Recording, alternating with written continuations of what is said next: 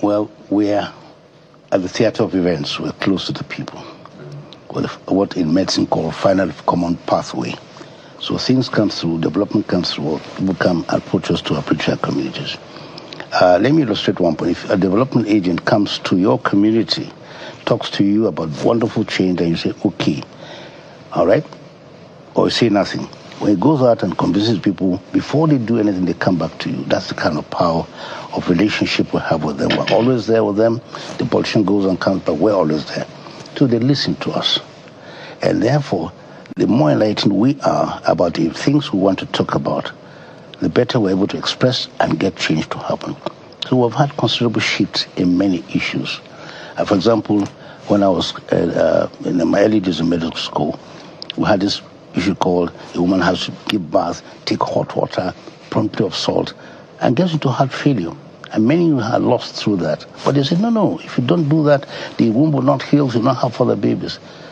We went through systematic studies. Then now we started a campaign. It's now been wiped out in the northern part of the country. This was when I was a student who did that. So this is a clear example where culture was harmful, but they kept practicing it, and the old people believed. So the thing about culture is that sometimes you take it as a religion. You take it that if I don't do this, then I'm not part of a bona fide member of that culture or something like that. So the first thing is to see what effect does it have. Anything that does more harm than good can't be beneficial, cannot be supported by faith, by religion, by anything. And so many things that we do, we can approach them, talk to them, tell them the ills of what's going on, and we get them to, even politics, when you come, they may be able to sway them one way or the other. The important thing is that we're there for the good of our people. However, there's a small fraction that may not quite be convinced, are steeped in the culture itself and perpetrators of cultural harm.